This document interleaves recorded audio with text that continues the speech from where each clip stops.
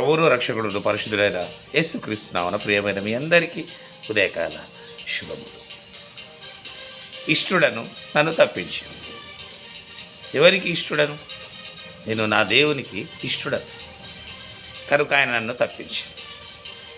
కీర్తన 18:19 నేను ఆయనకు అనగా దేవునికి ఇష్టుడను కనుక ఆయన నన్ను తప్పించాను. భక్తుడు రాజు దావీదు మాట్లాడుతున్నాడు. నేను ఆయనకు ఇష్టడను, ఆ దేవునికి నేను ఇష్టడను. ఆ దేవుడు నన్ను ఇష్టపడతాడు కాబట్టి యుద్ధంలో నుంచి, శత్రువుల నుంచి నన్ను ఆయన తప్పించాడు, పగవారి నుంచి తప్పించాడు, నాకంటే బలవంతుల వారి నుండి తప్పించాడు, నన్ను ద్వేషించే వారి నుండి, మరి నాకంటే బలిష్ఠులైన వారి నుండి నన్ను ఆయన తప్పించాడు. భక్తుని నమ్మకం, విశ్వాసం. ఎందుకు? నా దేవునికి నేను ఇష్టుని. నీవు ఇష్టునిగా దేవునికి ఎప్పుడైతే జీవిస్తుంటావో, నీ జీవితం దేవునికి ఇష్టమైన విధంగా ఏ విధంగా ఉంటుందో, ఇష్టమైన విధంగా ఉన్నప్పుడు దేవుడు నేను అన్నిటి నుంచి తప్పిస్తాడు.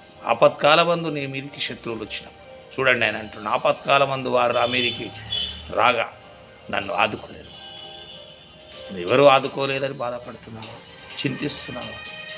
కష్టాలలో, ఇబ్బందుల్లో, శత్రు భయంలో, పగవారి భయంలో నీవు ఉంటున్నావా? లోకులు నన్ను ద్వేషిస్తున్నారని నేను బాధపడుతున్నాను. నాకంటే వారు బలిష్టంగా ఉన్నారని నువ్వు భయపడుతున్నావా? చూడండి, విశ్వాసం. ఆయన అంటున్నాడు, నేను ఆయనకు నా దేవునికి ఇష్టం కనుక ఆయన నన్ను తప్పించాను. అంత మాత్రమే కాకుండా మరి ఆయన ఏమంటున్నాడంటే, నా నీతిని బట్టి నాకు ప్రతిఫలం ఇచ్చాను, నా నిర్దోషమును బట్టి నాకు ప్రతిఫలం ఇచ్చాడు. మన నీతిని బట్టి దేవుడు ప్రతిఫలం ఇస్తాడు, మన నిర్దోషమును బట్టి దేవుడు ప్రతిఫలం ఇస్తాడు. అంతే మాత్రం కూడా కాకుండా యెహోవా మార్గములను అనుసరిస్తున్నాను. దేవుని యొక్క మార్గములు ఏవైతున్నాయో, దేవుడు తెలియజేసిన మార్గములు, దేవుడు ఏ మార్గంలో నేను నడవమని చెప్పాడు, ఏ మార్గములు, ఏ ఆజ్ఞలు నీకు ఇచ్చాడు, వాటిని అనుసరించాలి. ఆయన అంటున్నాడు, నేను అనుసరిస్తున్నాను, యెహోవా మార్గములను నేను అనుసరిస్తున్నాను. అంత మాత్రమే కాకుండా భక్తిహీనుడనే నీ దేవుని మర్చిన వాడను కాను. నేను భక్తిని వదిలిపెట్టలేదు.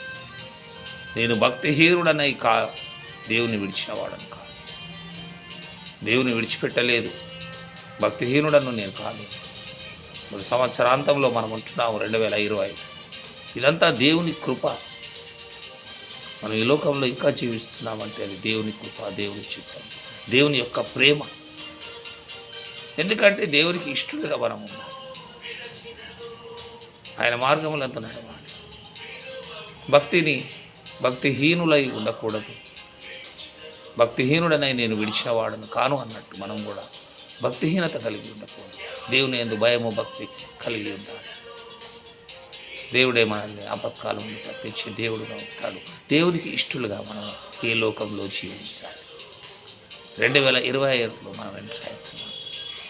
దేవునికి ఇష్టంగా మనం అందరం జీవించాలి. అటువంటి కృప, ఆదరణ దేవుడు మనకు అనుగ్రహించి నడిపించును గాక. ఆమేన్.